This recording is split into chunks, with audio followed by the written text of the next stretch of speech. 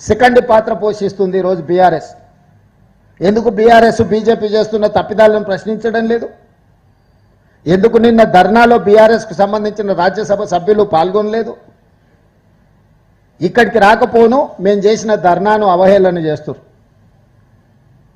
తాటి చెట్టు అట్లా పెరిగితే కాదు, ఆవగించంత అవగాహన కూడా ఉండాలి. చెట్టు లెక్క పెరిగితే ఏం ప్రయోజనం లేదు సమాజానికి. ఆవగించంత అయిన అవగాహన ఉండాలి. మమ్మల్ని బలహీనం చేసేటట్టు, మా చేతులు గట్టేసేటట్టు వ్యవహరిస్తుంది బీఆర్ఎస్ తప్ప బీసీలకు ఏమైనా మద్దతుగా నిలబడదామనే సోయే లేకుండా పోయింది.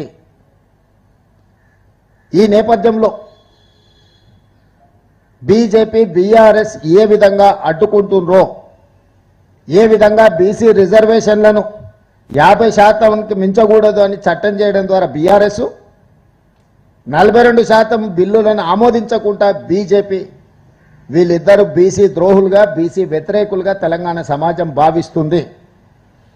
తాత్కాలికంగా మీరు విజయం సాధించినామని మీరు అనుకుంటుండొచ్చు, కానీ ఏ సమస్యను దీర్ఘకాలికంగా వాయిదా వేసినా అది మిమ్మల్నే బలి తీసుకుంటుంది. ఇప్పటికైనా తక్షణమే ఈ బిల్లులను, ఈ ఆర్డినెన్స్ను ఆమోదించాలి. నరేంద్ర మోడీ గారు సూచించాలి. మేము కూడా విజ్ఞప్తి చేస్తున్నాం, మీరు చెయ్యండి. మేమందరం కలిసి వచ్చి ఇక్కడికి వచ్చింది చిత్తశుద్ధితో 42% ఓబీసీ రిజర్వేషన్లు సాధించడానికి ఈరోజు ఢిల్లీకి వచ్చినాము. 3 రోజులు ఇక్కడ ప్రయత్నం చేసినాము. కానీ కేంద్ర ప్రభుత్వం వైపు నుంచి ఏమాత్రం కూడా సహకారం అందడం లేదు.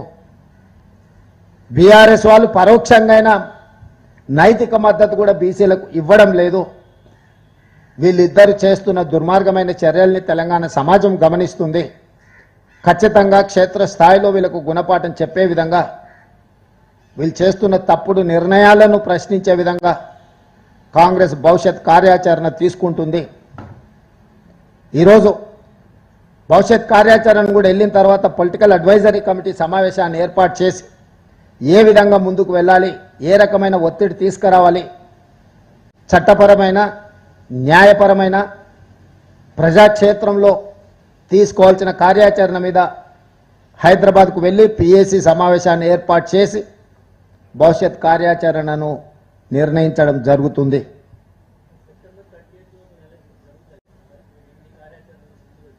ఖచ్చితంగా చేయాలనే చిత్తశుద్ధితోనే నిరంతరం ప్రయత్నం చేస్తున్నాము.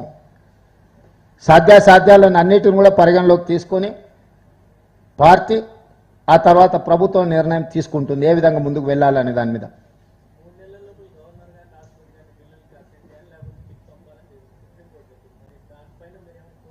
ఆల్రెడీ కోర్టులోనే ఆ కేసు వాదనలు జరుగుతుంది, వాయిదాలు వేసిండ్రు.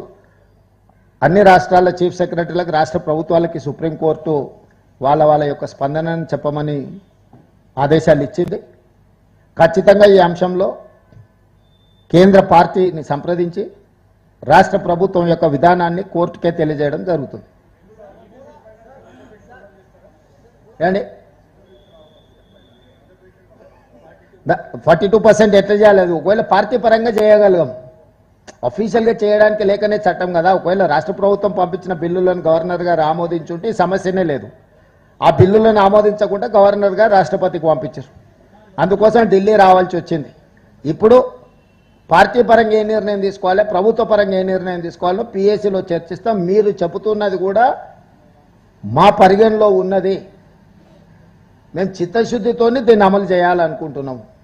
దానికి అవసరమైన కార్యాచరణ అందరినీ సంప్రదించి, ఎందుకంటే అందరి ముఖ్యమైన నాయకులు, సీనియర్ నాయకులు వి హనుమంతరావు గారు, కేశవరావు గారు, జానారెడ్డి గారు, ఈ విధంగా చాలామంది సీనియర్ లీడర్స్ అందరు కూడా ఉన్నారు. వెనక్కి వెళ్ళిన తర్వాత పిఎస్సి సమావేశాన్ని ఏర్పాటు చేసి అక్కడ కార్యాచరణ, భవిష్యత్ కార్యాచరణను ఏ విధంగా అమలు చేయాలి 42%.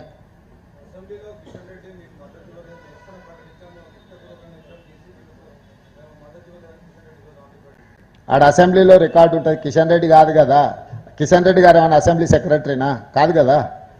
అసెంబ్లీలో ఒక కార్యాచరణ ఉందా, అసెంబ్లీ రికార్డులు ఏముందో చూడండి. సో ఇక్కడ తొండివాదన, వితండవాదంతో మాకు సంబంధం లేదు. ఎక్కడ బీసీ రిజర్వేషన్లలో ముస్లింలకు 10% ఉందో, ఏ బిల్లులు ఉందో, ఎక్కడ మేము ప్రతిపాదించినో కిషన్ రెడ్డి గారిని చూపించమని. అర్థం పర్థం లేని వాదలు కేంద్ర మంత్రిగా ఉండి గల్లీలో ఎవరో లీడర్లు మాట్లాడినట్టు, గల్లీ లీడర్లు మాట్లాడినట్టు చెట్టు కింద లీడర్ లాగా ఊకదంపుడు ఉపన్యాసాలు కిషన్ రెడ్డి గారు ఇవ్వడం వారికి భావ్యం కాదు.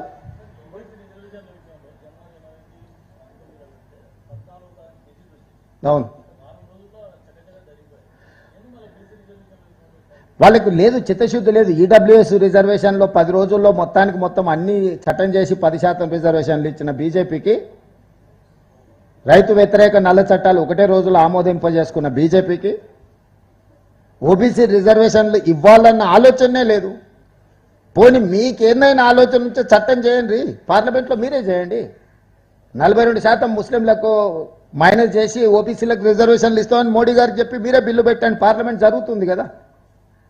మీరు చెప్తున్న దాంట్లో చిత్తశుద్ధి ఉంటే కేంద్ర ప్రభుత్వం మీదే, కేంద్ర ప్రభుత్వం బిల్లు పెట్టి పొద్దున పెడితే సాయంత్రం వరకు లోక్సభలో పాస్ అయితే రాత్రికి 12 వరకు నడితే రాజ్యసభలో 24 గంటలు తిరగకముందే మీరు చెప్తున్న రిజర్వేషన్లు, మీరు చెప్తున్న విధి విధానంతో మీరే పార్లమెంట్ చట్టం